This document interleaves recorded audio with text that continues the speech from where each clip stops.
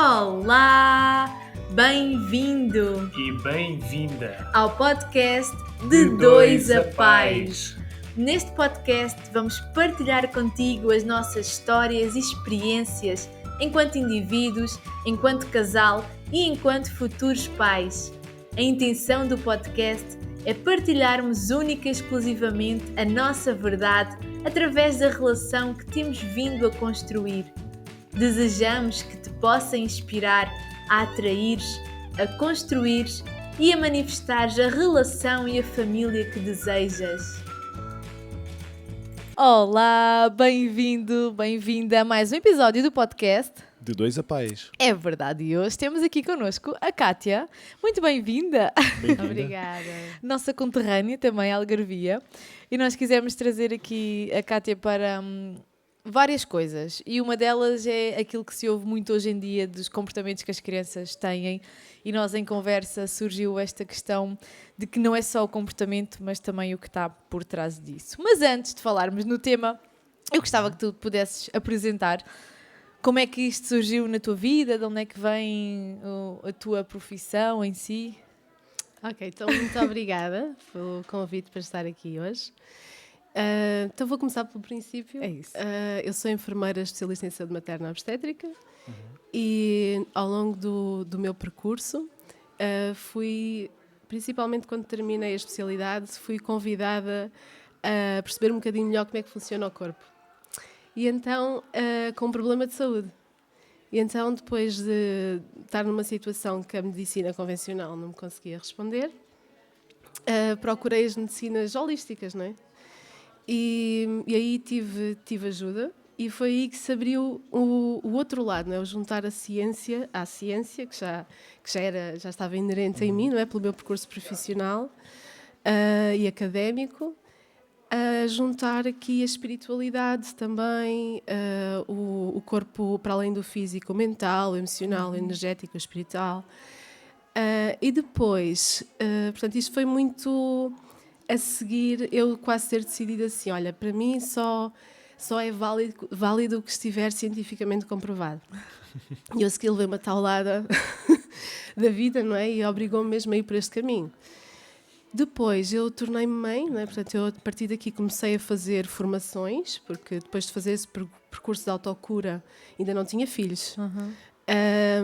Comecei a fazer formações na área da medicina energética também, da medicina integrativa e fui também ao mesmo tempo desenvolvendo um olhar sobre o nascimento, sobre o bebê, mais profundo, indo assim ao que é que o mental influenciava, o que é que o emocional influenciava, o que é que o espiritual, o energético, como é que influenciava a nossa forma de estar, os problemas que surgiam, os problemas de saúde, e não só, mentais também, e como é que influenciava o parto, o desfecho do parto.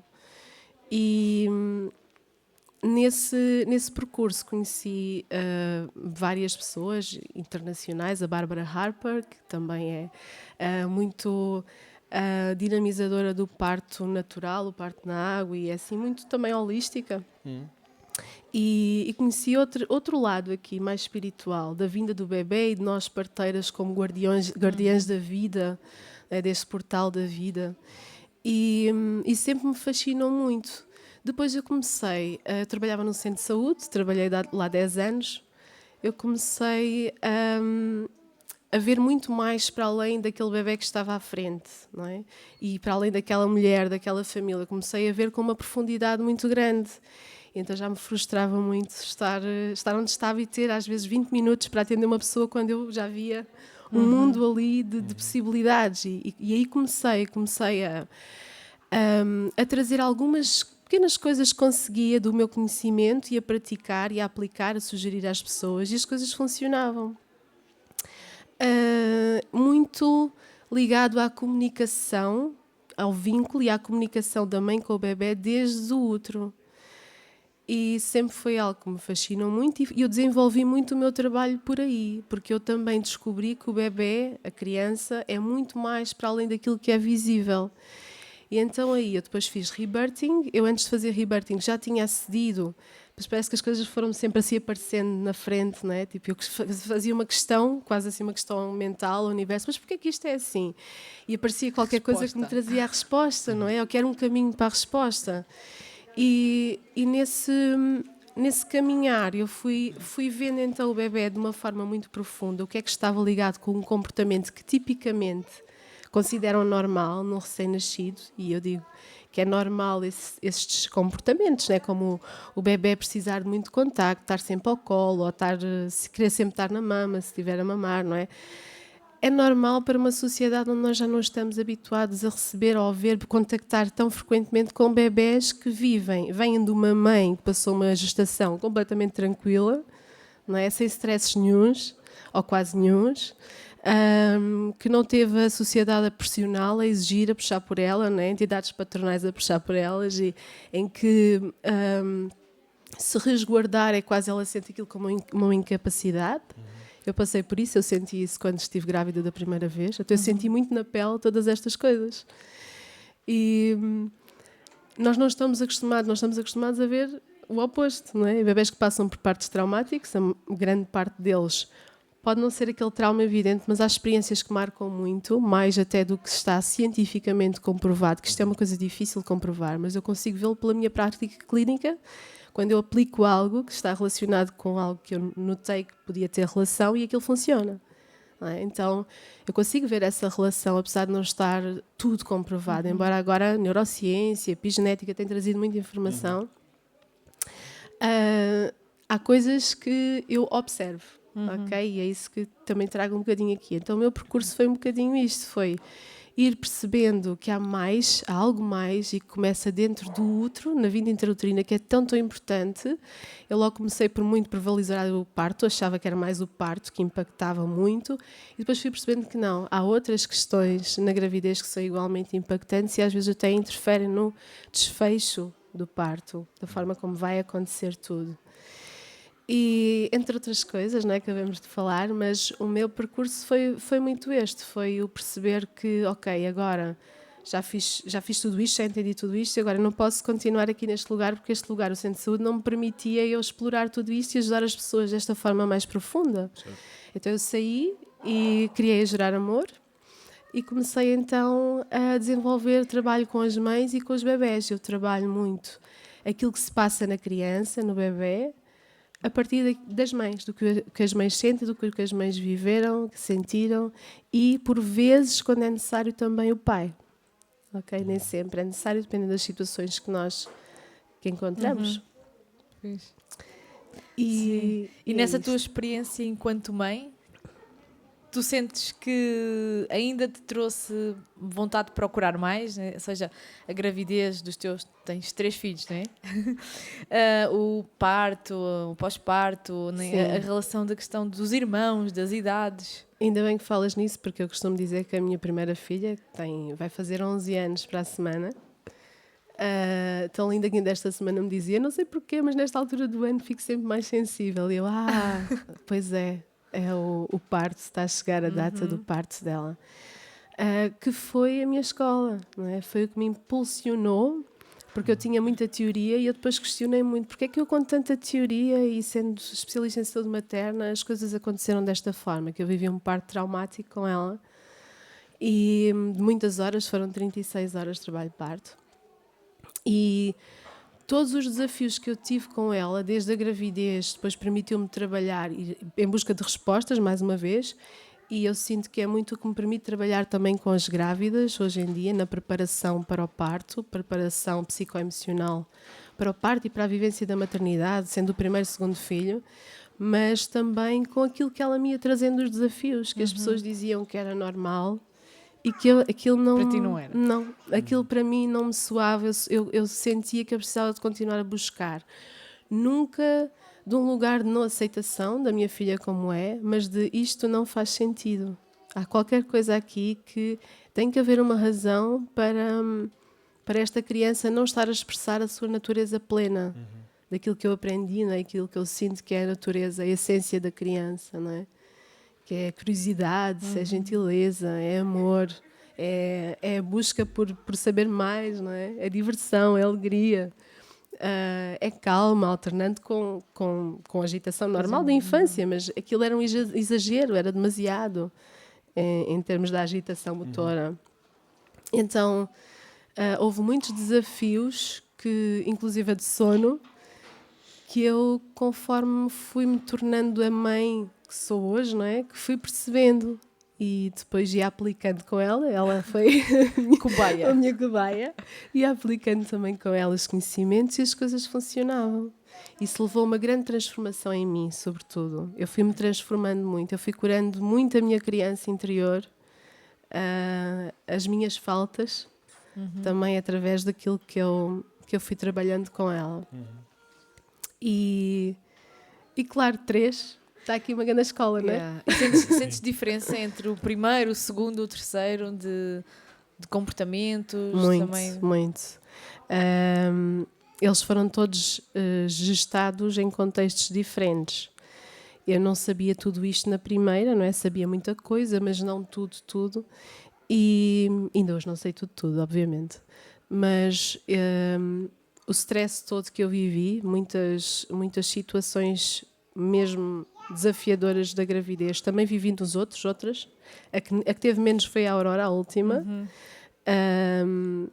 Mas eu consigo perceber em cada padrão que eles trazem onde é que está, ao que é que está ligado, não é? E alguns eu fui, à medida que o tempo foi avançando, não é? Eu fui conseguindo ajudar, não é, a eles melhorarem, estarem mais na essência deles. Outros nem tanto, porque eles são 3, a vida acontece, eu sou só Yeah. E isto de ser a fazer autoterapia, porque eu não conheço ninguém que faça este trabalho como eu faço. E até hoje as pessoas agora que eu tenho visto são mais no Brasil, fazem algo parecido, trabalham muito com o inconsciente da criança e as memórias intrauterinas. Então é muito eu a curar os meus próprios traumas, as situações que eu vivi na minha gravidez. Isto é muito difícil, não é? Mas ainda estes dias eu fiz uma consulta de homeopatia também, para pedir ajuda para uma questão com o meu Noah. E eu percebi, porque às vezes nós somos um bocadinho críticas, não é? Nós mães às vezes somos um bocadinho exigentes, não é? E tipo, mas se eu sei estas coisas, como é que eles não são, não é? Como é que eles não estão já ainda estão com isto? Calma, não é? Yeah. Calma. Eles têm as questões deles, a gente tem um limite para onde ir, não é? Até onde consegue ir. Eles têm questões muito deles também, eu acredito que eles vieram trabalhá-las aqui nesta vida. Eu tenho esta visão espiritual também, não é? Vêm também ativar com uma determinada experiência aquilo que precisa de ser ativado neles, precisam de adquirir uma competência, não é? Fazer uma aprendizagem. E também fazem muito através dos pais, não é? Os pais, quando são convidados, às vezes eu noto muito que têm as coisas em comuns, aprendizagens em comuns, não é? Daquilo que é a minha experiência. Quando os pais fazem esse processo, facilita o processo da criança, não é? Uma criança que nos ativa muito nesse movimento, se calhar foi a criança que nós fomos que foi impedida de estar nesse movimento na infância, não é? Então ela acaba por curar um bocadinho aquilo que a gente traz e ajuda-nos a esse assentimento, não é? E a estarmos na adulta ou no adulto e dizer, ok, isto que aconteceu desta forma e vamos incluir isso no coração, não é? E fazer o que é de novo com isso, o que é diferente com isso, com a nossa criança, na relação com a criança. Então sim, eles têm sido assim a maior escola. Olha, e agora eu gostava de pegar aqui num ponto que falaste já um bocadinho, que é a nível de acompanhamento com os teus pacientes, que em alguns casos é necessário o pai. E aqui isto eu vou buscar um bocado, que é um bocado a minha demanda neste último percurso, principalmente desde que fui pai, que é o facto de os pais, para além de culturalmente, mesmo na própria preparação para o parto, na educação pós-parto e tudo isso, o pai é quase ignorado, é quase posto de lado. E aliás, nós casamos porque quando fomos preparar o IRS, eu olhei, mas espera aí, ela vai ser mãe solteira e eu só sou o gajo que dei o nome. Portanto, tudo isto É verdade. Então, isto fez-me e faz-me ainda alguma comichão. E então tocaste aí nesse ponto que às vezes o pai é necessário, e então fez-me despertar aqui esta curiosidade. Porque só às vezes ok, o bebé é gestado na barriga da mãe durante 9 meses, portanto há uma ligação mais visceral, mas há uma componente genética também do pai, há uma ligação emocional durante os 9 meses. De qualquer forma, existe o ambiente em casa que é pai e mãe, se for um casal, enquanto está a haver a gestação. Portanto, porquê que só às vezes é que o pai é necessário e porque não sempre ou quase sempre? Olha, tu fazes uma questão muito boa e muito pertinente, e acho que se calhar começávamos aqui para a questão cultural, não é?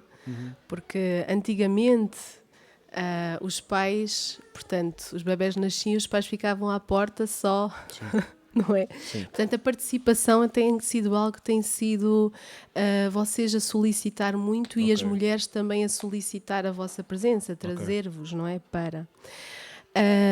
Nas minhas sessões, eu não tenho muitos homens que manifestem interesse em estar junto. Quando eles manifestam interesse, eu permito esse processo, que eles venham pontualmente. Agora, porque é que não os dois sempre, não é?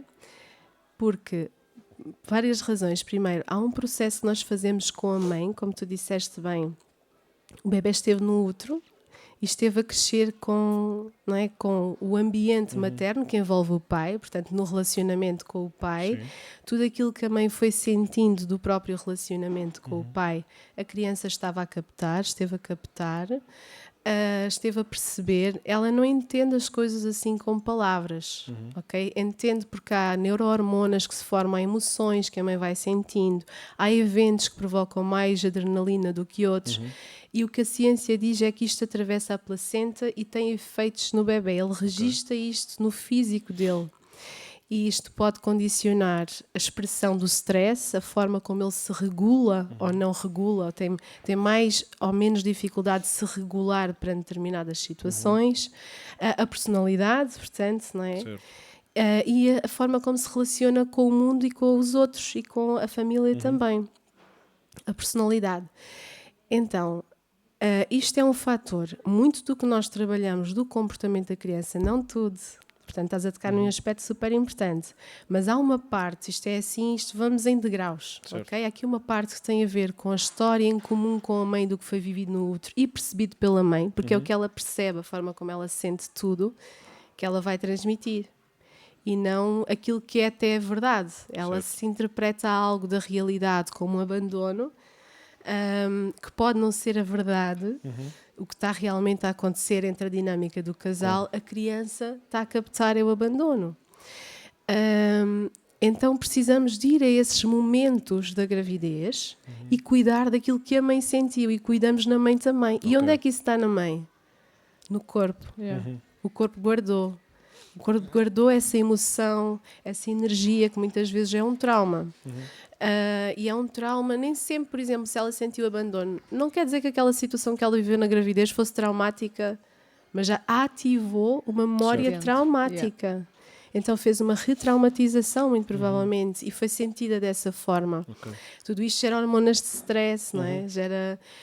Depois vamos ver, não é preciso... não é um evento, a gravidez toda, que vai causar, não é, alterações assim dramáticas e permanentes. Não, isto não é uma sentença.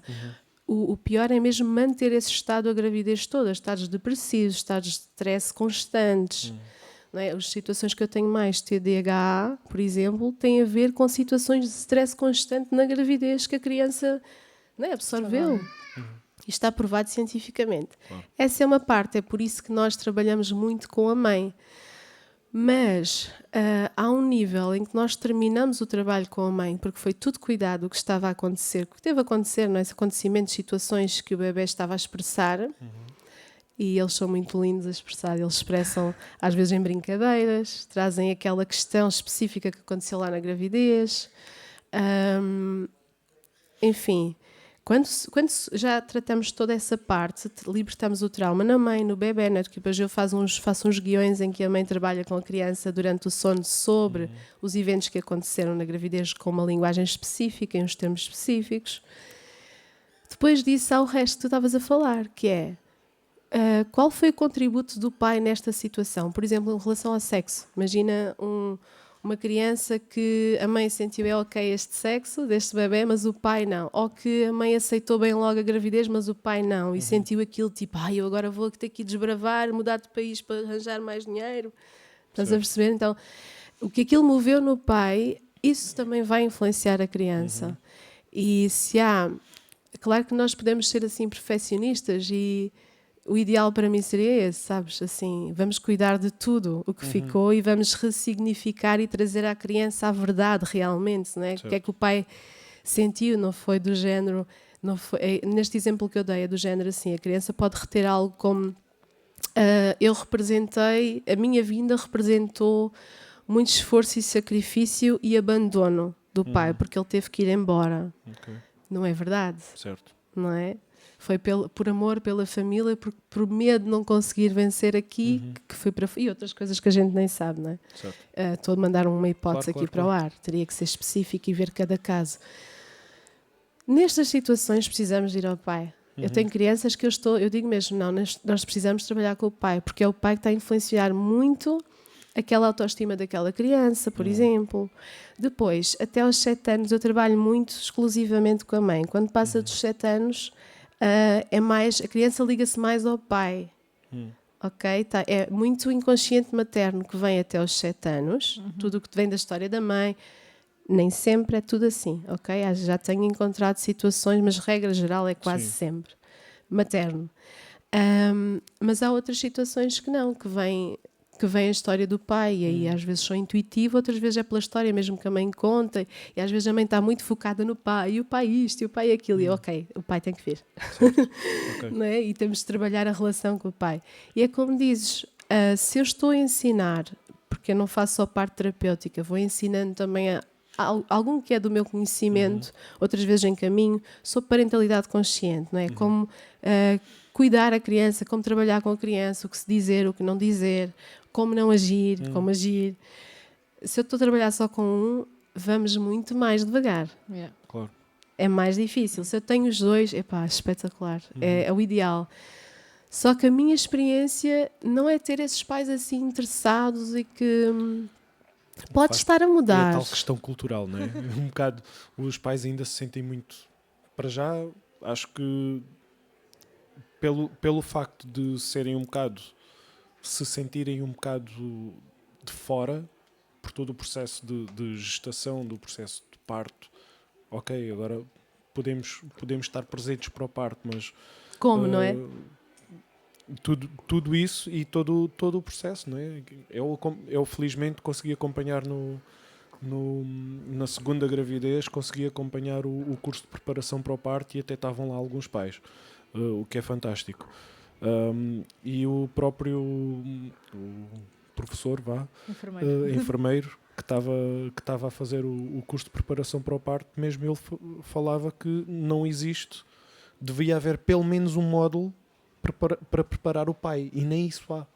Pois. Portanto, não há preparação para eu, quando a paternidade. estava no centro de saúde, tinha um só para o pai. Ok. Portanto, fazia um resumo de tudo que tínhamos falado também para aqueles pais que nunca conseguem achar, pois já é essa questão, não é? Pois. Ausências só são justificáveis, acho que agora em 10-3, não é? Por aí. Pronto. Por aí. Portanto, só isso já limita. Só isso já limita.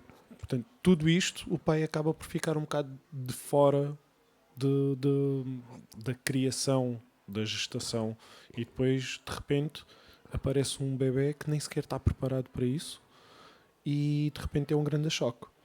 E acredito eu que muitas vezes, muitas das situações que acontecem de não só de depressão pós-parto das mães, mas também certamente existem muitas questões emocionais e psicológicas para os pais que acontecem logo a seguir ao parto e que vão piorando ou se prolongando ao longo ao longo do tempo, porque não existiu uma preparação, não existiu uma integração do pai nesta nova família. Existiu, sim, que, ok, a gravidez aconteceu porque o pai e a mãe se juntaram, depois de repente apareceu um bebê novo na família e o pai tem que sustentá-lo, entre aspas.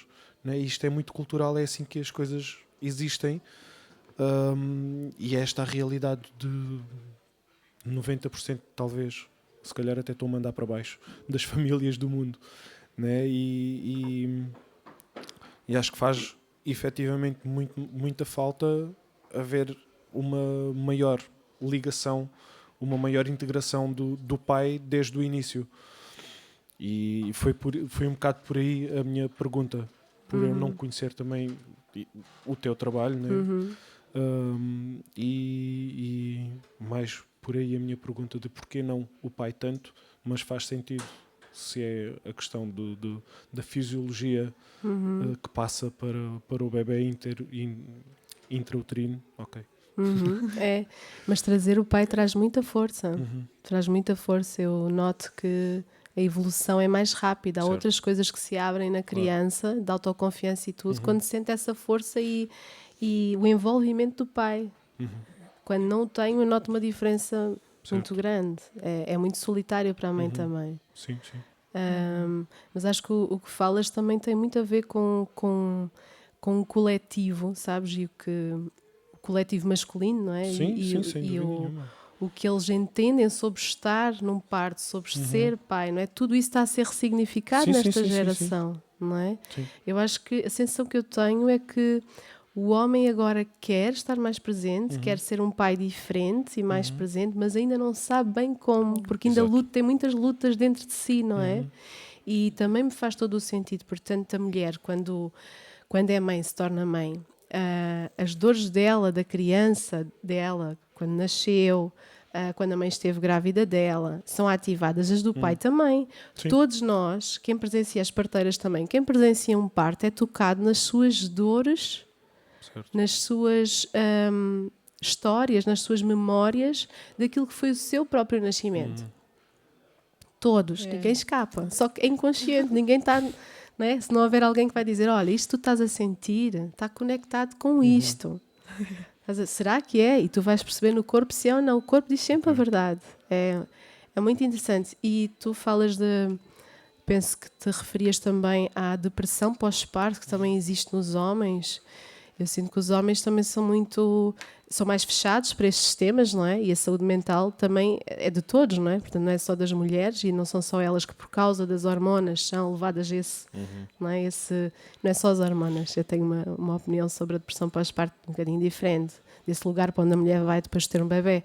Mas o homem também pode ir para esse lugar. E se antes se já havia um processo de saúde mental assim um pouco mais degradado, não é? Por whatever, tantas coisas que acontecem na vida, às vezes burnout profissional e tudo, pode piorar muito com as noites mal dormidas, não é? Com a sensação de que a mulher está só virada para o bebê e ele também vai para aquele abandono, tipo, ela agora já não quer saber de mim, é só bebê, não é? E um homem que está mesmo presente e que consegue apoiar e dar esse suporte à mulher, até a amamentação corre melhor. Se ela se sente apoiada e acolhida, não é? E que ele está lá e transmite essa segurança, um parto corre melhor. Claro. Não é? Tudo corre melhor porque vem desse sentimento de segurança que o homem transmite. E o bebê também, nós temos situações, vocês já devem ter ouvido falar, que às vezes o bebê está muito agitado, não é para culpar mães, não é? Mas isto acontece connosco porque nós às vezes estamos assim, não é? Também estamos mais ativadas e não estamos a conseguir parar para descarregar e vem o pai com outra energia e consegue acalmar. Isto acontece. Sim. Não é? E é ótimo que também seja assim e que seja compartilhado esse cuidado, isso seria o ideal. Não é?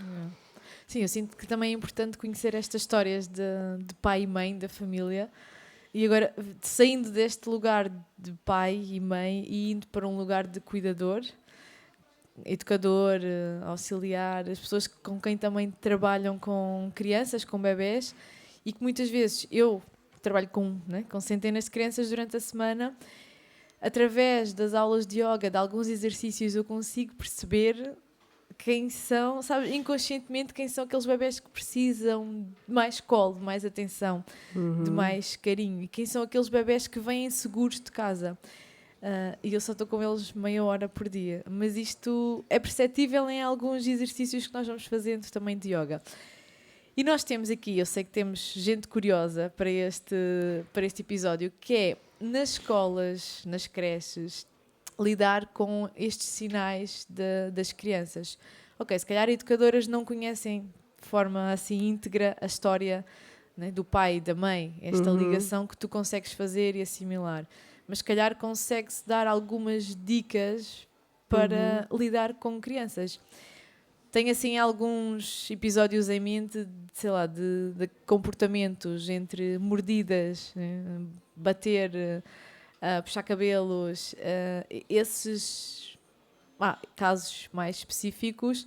Tu consegues identificar assim vagamente de onde vem, ou é mesmo caso a caso? Eu posso colocar sempre uma hipótese, não é? Daquilo que eu tenho de conhecimento, ou intuitivamente, mas caso a caso eu preciso de mergulhar na história daquela criança e daquela família, não é? Eu vou perceber, porque há muita coisa aqui envolvida. Então só se calhar aqui explicando um bocadinho. Nós podemos sempre dar dicas, eu acho que a melhor dica que seria para esses educadores, para quem trabalha com crianças, considerar sempre a inocência da criança. Se eu considerar que a criança é inocente, que tem uma essência que é amorosa, que é positiva, que não tem aquela maldade, que não está a manipular, que não está a ser mau porque bate, não é? Se eu considerar esta inocência como base, eu já por aí já estou aberta a me conectar com a criança, porque ela vai se sentir vista. Eu costumo dizer que a criança tem sempre razão, que aquele comportamento que ela está a ter, ela está a mostrar alguma coisa. Eu posso falar de uma forma geral, aí trazendo o exemplo que trouxeste, bater, morder, diz muito sobre o sistema nervoso dela, que pode ser uma tentativa de se proteger, de se defender. E às vezes não é preciso ninguém fazer nada, é só, às vezes, uma criança que se aproxima e ela já vai e já agride, porque é uma criança que não se sente segura, ela não está segura. As crianças têm esta necessidade de segurança e o sistema nervoso dela está sempre a observar, a fazer neurocepção do ambiente, a perceber é seguro ou não é seguro, há ameaça, preciso lutar, fugir, não é? Ou preciso fugir ou lutar, ou vou-me dissociar e está-me a faltar a palavra. Entregar, render, não é bem essa palavra, mas já me vem. E se a criança... Normalmente esse comportamento vem do quê? Pode ser excesso de estímulos. Vamos passar do presente e fazer uma viagem para trás, ok? Pode ser num ambiente de excesso de estímulos e o cérebro dela está preparado para lutar, super reativo e defensivo, não é? Porque acha que está em perigo e tem que estar sempre a defender-se. No exemplo que deste, porque isto há tanto desafio de comportamento e até de saúde com as crianças, é só olhar para as necessidades básicas e cada uma pode ter algo, uma obstipação, não é? Enfim, muita coisa. Já podemos falar melhor nisso, mas todas estas, tudo isto que está a acontecer dentro da criança nunca é premeditado, não é assim, não é por maldade, não é por estar... O que é que pode ser também? Ela observa, num ambiente em casa, violência, agressividade, que pode ser verbal, pode ser entre os irmãos, pode ser com os pais, não é? Pode ser que os pais atirem com coisas. As crianças mostram sempre nas brincadeiras o que é que se passa, o que é que está... Isso para ela pode ser uma forma de expressão, uma brincadeira, uma forma de expressão daquilo que está a acontecer lá em casa. Ou... Indo assim um bocadinho mais para trás, posso-vos trazer o exemplo de um dos meus filhos, que ele chegava à escola, quando era mais pequeno, à escola da minha filha mais velha, e punha-se a correr atrás dos meninos para lhes bater. Assim que chegámos à escola, e eu, isto não está normal. Sempre a repetir aquilo. Ele só parou quando eu falei com ele, durante o sono, não é? E fui cuidar antes disso em mim, aquela dor de não ter conseguido proteger, quando eu estava grávida, de um menino que me bateu na barriga lá naquela escola. Ele chegou ao pé de mim, aquele menino, e quando eu estava grávida e disse a todos que estava grávida, aquele menino, não sei porquê, mas deu uma chapada na barriga e aquilo foi assim, meu Deus, eu não consegui proteger isto, não é? Eu já tinha conhecimento de tanta coisa, mas quando eu fiz isso, e outra coisa que ele fazia, não era só isto, ele ia à cozinha, pegava em facas e começava a correr assim pela casa, com uma faca na mão. Fazia estas duas coisas. E eu percebi que tinha a ver com isso, falei com ele durante o sono sobre o que aconteceu, depois de fazer terapia em mim, ele parou, nunca mais fez isto e já se relacionava, já estava disponível para se relacionar com as outras crianças de uma forma mais amorosa e mais aberta, com mais confiança, sem acreditar que precisava de atacar primeiro, antes que viesse alguém. Estão a ver, defender o território, era assim que ele estava, não é? Porque sentiu também que eu não consegui defender. Foi esta a programação também, não é? Então, vamos chegar à frente, a minha mãe pode ficar aí que eu vou, não é? Eu dou conta. E dou conta. E é assim, então, se eu tivesse visto só, olhado para ele e pensado, o miúdo está maluco, então agora pega-me nas facas e anda a correr pela casa e vai, pega num pau assim que chega à escola e começa a correr atrás dos outros meninos, o que é que se passa com... Que brincadeira, é menino, também pensei na altura e alguém me disse, é menino, os meninos precisam dessas coisas. Eu, ok, pronto, dei-lhe um pau e disse, olha, vais bater ali, direcionei, mas não era só aquilo, lá está. E eu acho que todos os pais têm esta capacidade de sentir. Se alguém nos diz assim, isso é normal, se nós não sentimos como normal, precisamos de perguntar realmente, será que é assim tão normal? Será que ele não estará preso em alguma coisa dentro dele que impede de estar de outra forma? Não é? Será que ele está a querer mostrar o quê com este comportamento? Do que é que ele está a tentar proteger? O que é que ele está a tentar evitar que aconteça? Não é?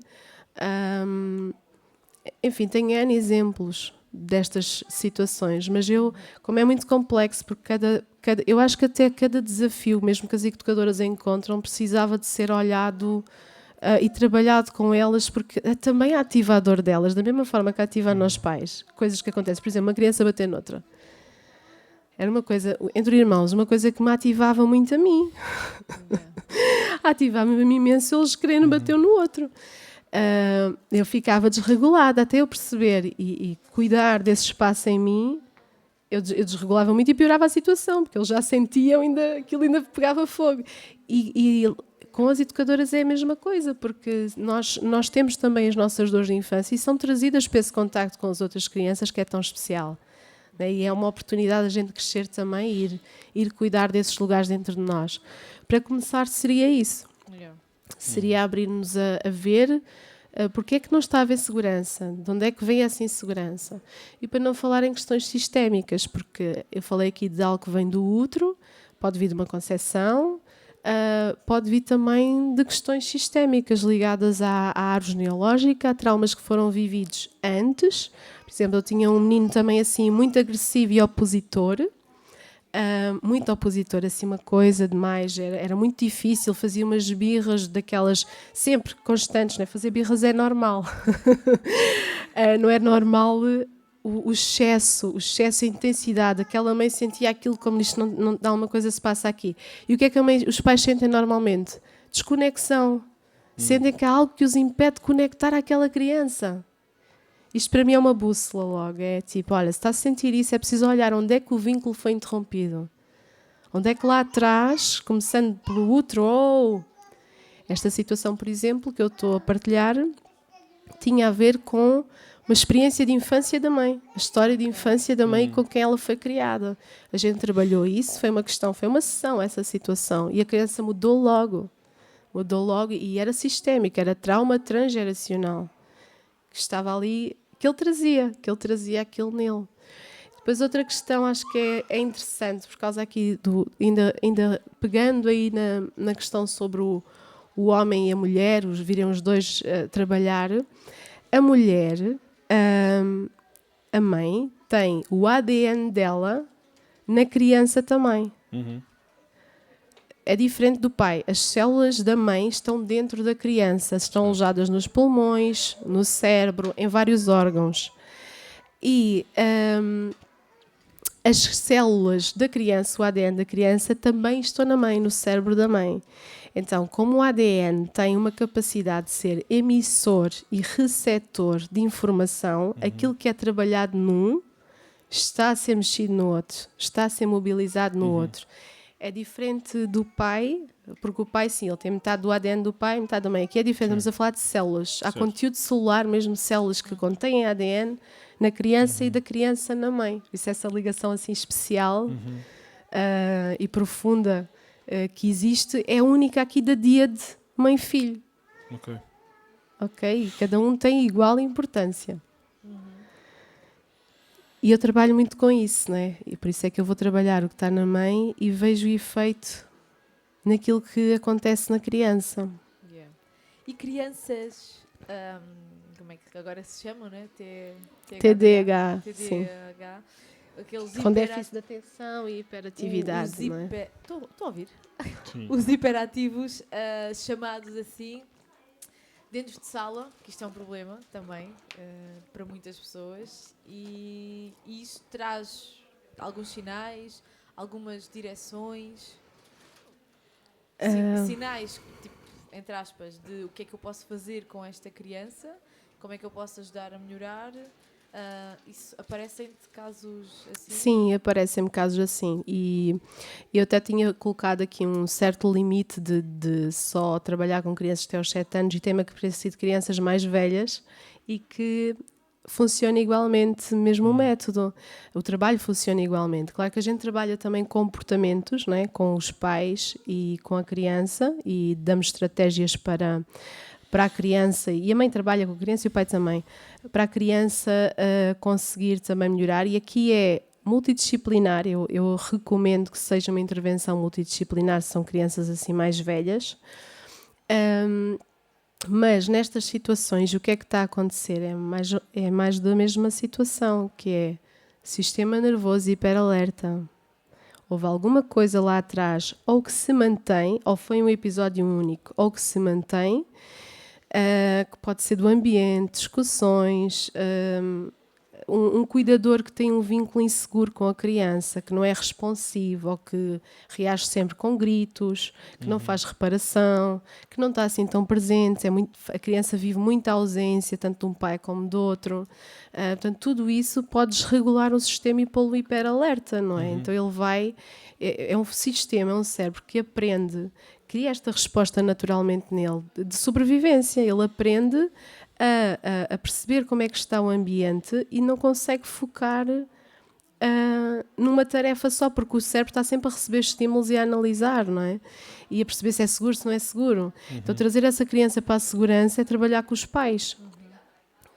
Trabalha-se com os pais e desde, lá está, como eu dizia, desde as memórias intrauterinas, e aqui normalmente tem sempre questões sistémicas também, que é preciso constelar, fazer terapia sistémica e cuidar. Eu trabalho mais com, portanto, é com a origem, não é? Vou à origem, vou à parte emocional e psíquica, à energética e espiritual, à sistémica, e depois os psicólogos normalmente trabalham mais as práticas, não é? A práticas, dar técnicas, não é? para eles ajudar também, e outros terapeutas da infância também o fazem. Sim. Eu vou trabalhar a parte inconsciente, que foi a causa, a raiz, e trago a consciência aos pais do que é que precisa ser cuidado dentro deles também. Normalmente são repetições de coisas que já aconteceram também em cada um deles, ou pelo menos num deles. Muito Não sei se curioso. responde à tua pergunta. Sim.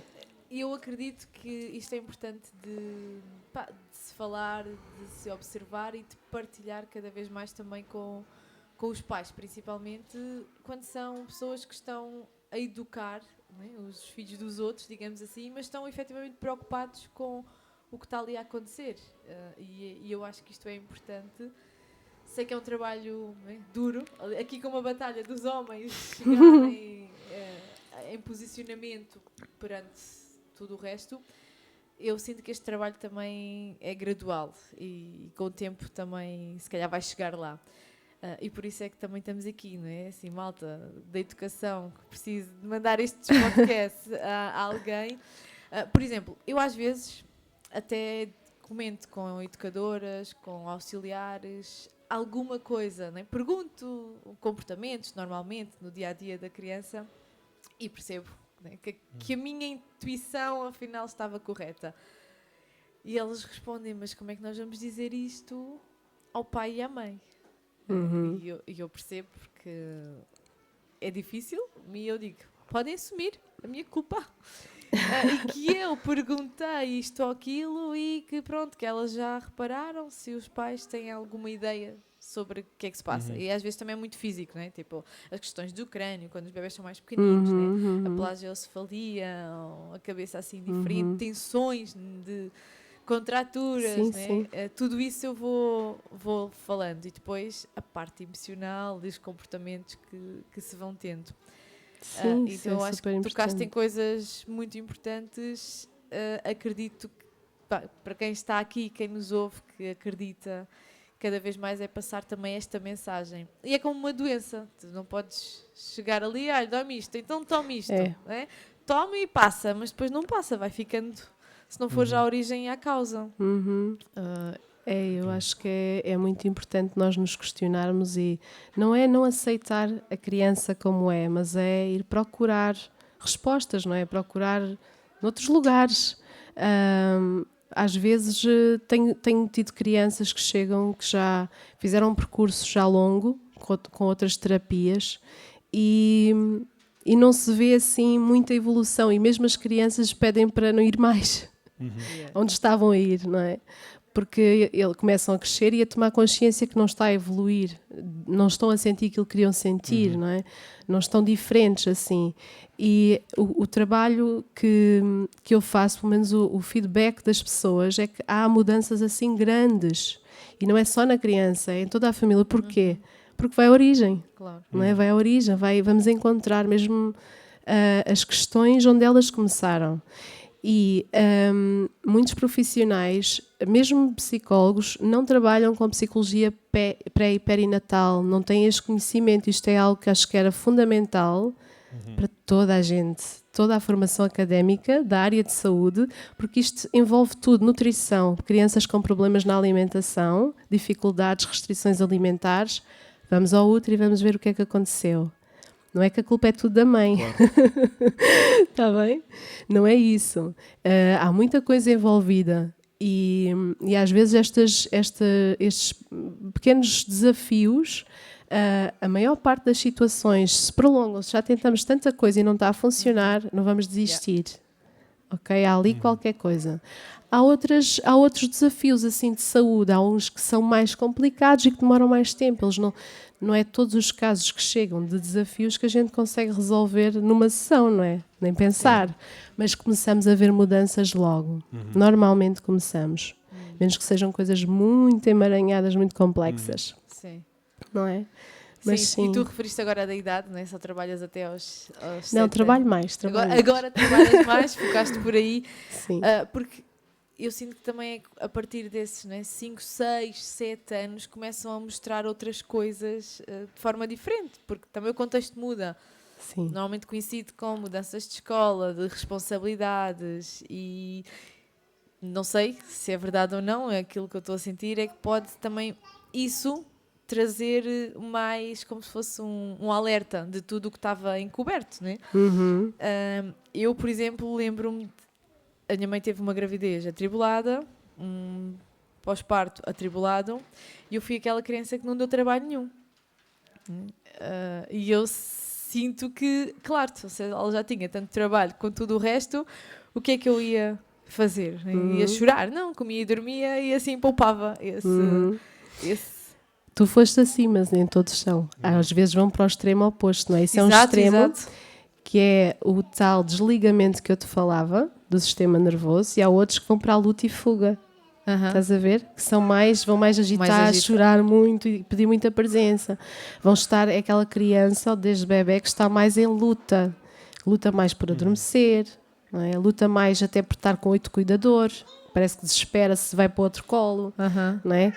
Falamos aqui de crianças mais crescidas, mas isto desde um recém-nascido, e vou aproveitar para dizer, os primeiros 1000 dias de vida, que inclui os 9 meses de gravidez, mais os 2 anos posteriores são uma janela de oportunidade neurológica gigante para a gente trabalhar tudo isto, não é? E mudar muita coisa, mas mesmo que não seja feito até aos 2, portanto isto é uma janela de oportunidade, mas mesmo que não seja feito até aos 2, trabalhamos isto com adultos, portanto é possível, só que os adultos dão um bocadinho mais de trabalho. Um bocadinho mais, temos um ego, não é? Yeah. E é o que acontece aos 7 anos, a criança começa já, tem o ego, começou já é muito eu. Já começa a haver contenções próprias, não é? Já não é tão ingênuo. Dá para trabalhar na mesma e ver-se resultados na mesma. Vale sempre a pena. Mas dá mais trabalho principalmente também aos pais. Porque exige mais... por exemplo, os textos demoram mais dias a ter que ser feitos. Nas crianças mais pequeninas. Nós falamos com o inconsciente. Isto que eu estou a falar dos textos é falar com o inconsciente da criança e colocar alguma informação de uma forma assertiva. E isso, quando é feito mais tarde, é mais desafiante, porque tens que fazer durante mais tempo os textos. Sim. Ok. Bom, não sei se posso fazer assim uma pergunta final, que é sinais de alerta. Deixar, sei lá, os pais ou cuidadores perceberem isso, ou existe, já falaste de alguns, né? Tipo as birras, mas birras excessivas, intensivas. Não sei, choro, mas se calhar choro estás a dizer que frequente. desafios, não é? Que podemos observar, que podem estar relacionados que podemos, tipo, com olha, algo. se calhar esta criança precisa de ajuda, e depois contactam a Kátia e dão os cartões da Kátia. É assim, se estamos a falar de um recém-nascido, é diferente de uma criança já depois de 1 ano.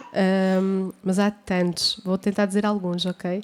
Então, desafios com o sono, não é? Como nós sabemos, dificuldade em dormir, estar sempre a acordar, estar sempre à procura da mãe, não aceitar outros cuidadores, estar hiperalerta, aquele bebé que tu vais para pousar e ele... Pronto, já foi. Já, parecia mesmo a dormir profundamente, ele está hiperalerta. Ele não confia que pode ser separado. Às vezes é por a mãe, tem medo que algo que aconteça à mãe, outras vezes é por ele mesmo. Isto acontece muito em gestações onde houve perdas anteriores. E havia muito medo de perder o bebé nesta gestação. Essa agitação motora, sempre que é a criança típica do movimento, só que depois aquilo escala um bocadinho e começa a perturbar, por exemplo, a atenção, aquisições da criança, não é? Começa a perturbar algumas aquisições, mas são tantas. O reflexo de demora aumentado, por exemplo, que é aquele reflexo de susto, quando está aumentado no bebê, ou seja, prolonga-se para além do tempo. Aquela criança que chega a uma etapa e não anda, ou seja, atingiu um marco de desenvolvimento e não conquistou, e já passaram 3, 4, 6 meses, ainda não o conquistou, alguma coisa está ali. Eu tinha uma criança, posso dar outro exemplo, não é? Estão-me a surgir coisas. Uma criança com 12 meses que ainda não comia, não tinha feito introdução alimentar, porque recusava todos os alimentos. Nós trabalhamos questões que aconteciam à mesa enquanto ela estava na barriga e a criança mudou, e trabalhamos coisas da concepção. E a criança começou a alimentar-se, começou a procurar. Isto com a ajuda da terapia também da fala, a seguir, em que os juntos conseguimos depois ajudar também a criança a desenvolver, porque percebemos que havia ali musculatura presa. Situações assim, uma criança também que ainda não sentava, ainda não se levantava com 9 meses, tinha tido um evento até que foi intrauterino, uma situação intrauterina, problemas de pele também, eczemas, um problema intrauterino que estava a dificultar de fazer esse movimento, porque houve algo travado no movimento dela, e depois ela vai reproduzir nestas etapas aquilo que aconteceu quando ela tentou a primeira vez mover-se. Estão a ver? Está relacionado. Isto agora é no mundo, é uma aula gigante. E ali entre a janela de, sei lá, 3 anos... 3 anos. Depois todas as aquisições aí desses pequeninos, tu vejas principalmente isto às vezes tem muito a ver também aquilo que tu observas, não só com aquilo que aconteceu no útero, mas no próprio contexto, né? 3 anos a criança tem muita necessidade de presença, e nós sabemos que os infantários têm que biodescodificar este comportamento. Nós sabemos que não é para nos facilitar também a nós, não é? Porque eles preferem a presença dos pais e preferem estar com os pais, não é? Então às vezes há comportamentos que podem surgir daí. Aí eu diria, observar as brincadeiras e se notarem algumas coisas estranhas nas brincadeiras que não achem assim tão normal, sim. O morder muito, o bater, alguma questão relacionada com o início da comunicação, a fala, todas essas aquisições de desenvolvimento e não só, aquisições em relação à relação com os outros, como é que ele se relaciona, ele esconde-se, é uma criança que se está sempre a esconder, que vem alguém e ela fica super assustada, que vocês apresentam a alguém e ela, né, ou entra em pânico ou começa a chorar. Há crianças que têm reações muito exacerbadas mesmo e não dá para dizer, não, isto tal, qualquer coisa é estranho, faz isto, não é? Mas há muita gente que diz, é assim. Não é? Para mim há sempre uma razão. Há tanta coisa. Pronto. Imagina, obstipação, questões com o urinar também, questões com a fimose, o pénis, sei lá, tanta coisa. Vamos às necessidades básicas e cada uma delas. Depois eu também ajudo a fazer essas fases de transição, a entrada na creche, e que são fases desafiantes para a criança, não é? Que requer que ela, quando vem de um vínculo seguro, transfira esse vínculo também para o cuidador. Eu fazer tudo isto de uma forma segura, de uma forma suave. Eu já tive situações assim, que a criança não se adaptava, e muito o que dizem que é adaptação, muitas vezes é com trauma. Vem com muitas, quando as mães me referem exatamente que coisas estão a acontecer, eu vejo, não, isso não é mesmo normal. E eu tive uma situação assim, que ela teve que tirar a bebé da creche, do infantário, que a bebé não estava a comer, portanto, recusa a alimentar, não estava a dormir, passava o tempo para ela em dissociação, que é muito fechada para dentro, não interagir, não olhar nos olhos dos cuidadores que lá estão. Ela trouxe-a para casa e começamos a fazer o trabalho. Tinha a ver com questões de medos de perda na gravidez. O vínculo com a mãe, ela entrou num choque de separação quando foi colocada na creche. E em 6 semanas ela estava a voltar à creche com uma criança completamente diferente, que estava bem, aceitava ir para o colo dos cuidadores, brincava com as outras, andava... Não tinha nada a ver com a criança que tinha entrado antes. Então houve uma mudança assim enorme, gigante, não é? Então estas coisas, lá está, muita gente diz que é normal porque estão acostumados a que a adaptação seja feita dessa forma, mas ela pode ser bem suave. Essa é uma delas, o desmame, a chegada dos irmãos, também trabalhamos isso. Para ser, às vezes já há muitos conflitos com os irmãos e são questões que surgem logo desde a barriga. Às vezes os pais já trazem este rótulo do ciúme. E agora vais ter ciúme, já começam a dizer isto na gravidez. Agora vais ter ciúmes, agora vais ter que partilhar as tuas coisas com o teu irmão, como se fosse uma coisa negativa. Por acaso a minha avó dizia isso, agora quando tiveres um irmão vais ter que partilhar as tuas coisas. E tudo isto vai sendo trabalhado na criança, claro. Que está no útero a perceber todas estas informações, e isso pode já gerar depois conflitos. Então trazer essa harmonização daquilo que está fora do normal, que é considerado normal para muita gente, não é? Ajuda muito à criança, não é? A ter equilíbrio, e à família, porque isto para os pais, o que eu tenho percebido também dos pais, não só dos pais, que imaginem, né? Uma criança destas no infantário não é fácil. Claro. A criança, quando vem assim, já está receptiva a se vincular com os outros, é completamente diferente. Sim. Mas para os pais é tipo, ufa, não é? Tipo, claro. Já não está assim, já me sinto conectada, que é o que me dizem muitas vezes, já consigo... está completamente diferente, não é? Já consigo fazer isto e aquilo com ela, já se senta, não é? Qualquer pai fica assim, tipo, ainda não está a fazer isto, mas pronto, não é? Se calhar há crianças que fazem mais tarde, verdade, há crianças que fazem mais tarde, sim. Mas há crianças que não estão a fazer porque há qualquer questão ali que as está a deixar inseguras. Pronto, acho que Passei assim um bocadinho por tudo, ou quase tudo, mas é, regra geral, é aquilo que nos sai um bocadinho ao fora do normal, entre aspas, não é? E que podemos estar a sentir como exagerado e difícil de conexão. Boa. Olha, obrigado. De nada. Ai, será que já passou? Está difícil aqui para a Márcia. Mas olha, era mesmo para agradecer a tua presença e acho que foi muito construtivo e levamos daqui muita coisa, muita informação boa. Por isso, obrigado. Muito Eu obrigada. não conhecia o teu trabalho. Aliás, a Márcia chegou-me a casa. Olha, tenho-a convidada para o próximo episódio. Eu, ok, vamos lá. Falou-me assim só muito vagamente, portanto também vim assim um bocado às cegas, mas é fixe, eu gosto disto, que para mim vir para aqui é muito de improviso e então foi bom, porque também vim muito de mente aberta e de coração aberto para ouvir o que é que tinhas para dizer, e então senti-me um bocadinho parte do público e ao mesmo tempo parte de presente cá. Então foi fixe. Obrigado. Obrigada. Ai, já estou assim a falar. E nós vemo-nos no próximo episódio. Obrigada. Obrigada, eu também. Obrigada. Gratidão por estares desse lado, assistires e ouvires o podcast.